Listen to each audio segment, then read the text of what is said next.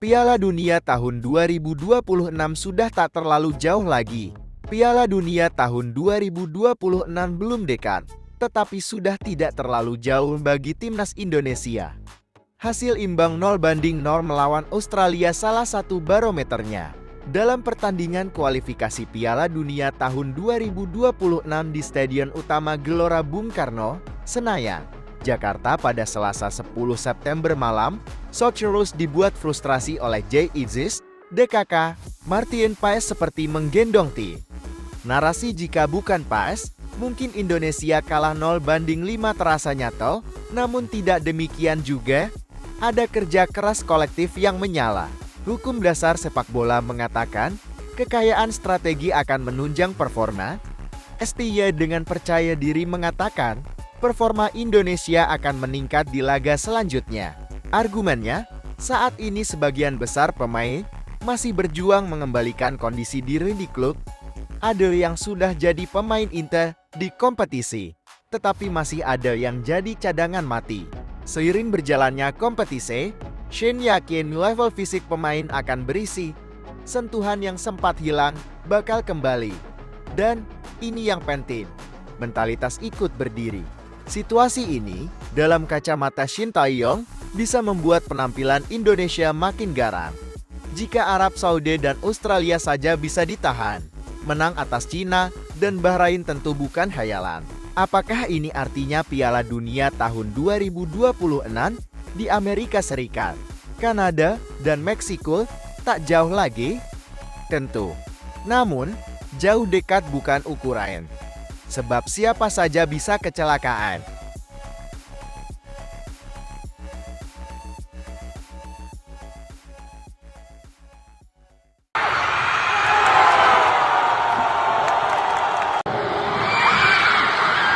Jackson Irvine, peluang berikutnya Martin Paes.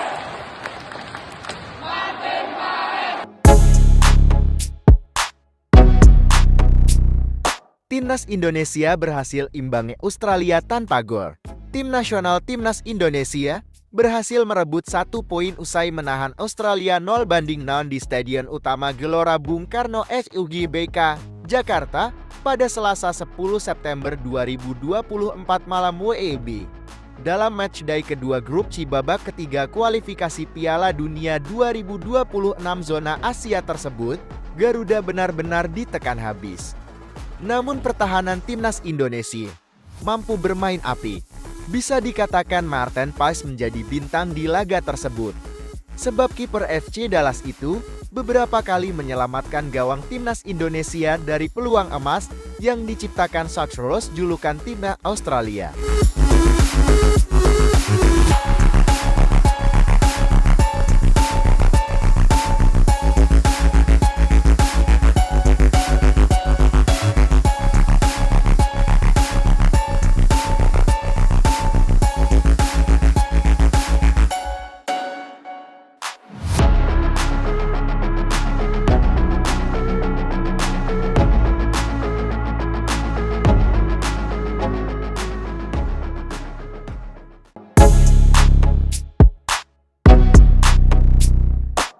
Nasihat Erick Thohir untuk Elkan Bagot. Ketua Umum PSSI Erick Thohir meminta bek tengah Elkan Bagot membuka diri, agar dirinya bisa dipanggil kembali ke timnas Indonesia. Tentu Elkan mesti membuka diri, dia pemain berpotensi. Namun, tim nasional Indonesia adalah soal tim bukan individu, ujar Erick di Jakarta. Dia menyarankan Elkan supaya mencari kecocokan dengan visi dan misi pelatih tim nasional Indonesia Shin Tae-yong. Erick menekankan, ego mesti ditekan, supaya semua pihak memiliki komitmen yang sama untuk membawa tim nasional Indonesia ke arah yang lebih baik. Elkan harus memiliki komitmen untuk membangun timnas, kata pria yang juga Menteri BUMN itu. Menurut Erick, Elkan harus memikirkan kembali posisinya di timnas Indonesia, sebab dia menilai Elkan memiliki potensi lebih besar untuk berprestasi ketika memperkuat skuad berjuluk Garuda itu. Kesempatan untuk berprestasi itu jauh lebih besar daripada ketika dia bergabung dengan timnas negara lain. Elkan perlu memikirkan nilai-nilai yang didapatkannya saat bersama timnas Indonesia, tutur Erick. Pelatih timnas Indonesia Shin Tae-yong tidak memasukkan nama bek tengah Elkan Bagot dalam skuad yang berlaga di putaran ketiga kualifikasi Piala Dunia tahun 2026 zona Asia pada September tahun 2024. Sin memang tidak membeberkan alasan kenapa dirinya menepikan pesepak bola berusia 21 tahun yang kini dipinjamkan klubnya Ipswich Town ke Blackpool itu. Erick Thohir memastikan bahwa dirinya menghormati kebijakan apapun yang diambil Shin Tae-yong terkait timnas. Coach Shin memiliki prinsip dan kebijakan yang keras. Saya harus menghormati itu, ujar Erick.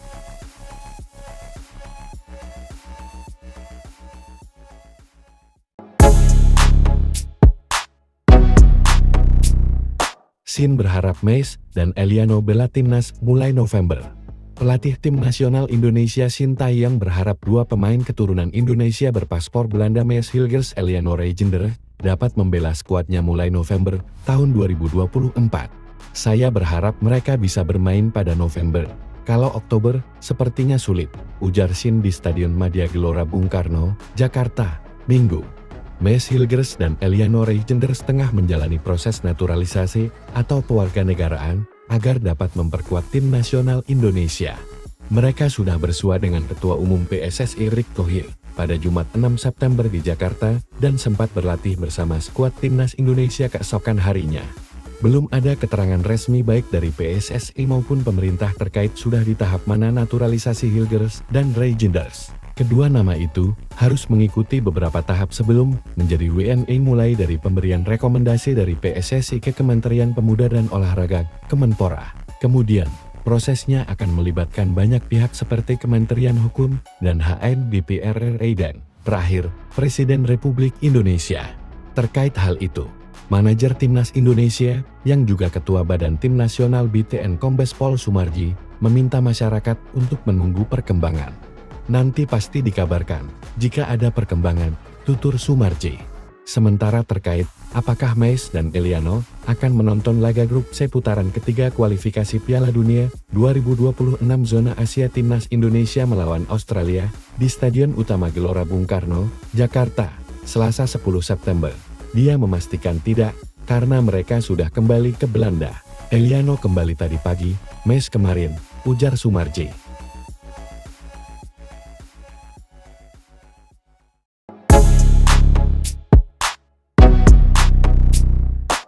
Tak ada ketegangan di timnas Indonesia. Tak ada mimik ketegangan di wajah pemain timnas Indonesia menjelang laga melawan Australia di Stadion Utama Gelora Bung Karno. Jay Itzes dan kawan-kawan tampak santai saat berlatih di Stadion Madia, Senayan, Jakarta, Minggu 8 September. Senyum lebar mengemban di wajah pemain sebelum sesi latihan dimulai. Bus timnas Indonesia sampai di Stadion Madia sebelum pukul 6 sore. Sejumlah supporter yang sudah menunggu langsung mengejar mobil yang akan masuk lapangan. Di dalam stadion, sejumlah polisi sudah berjaga.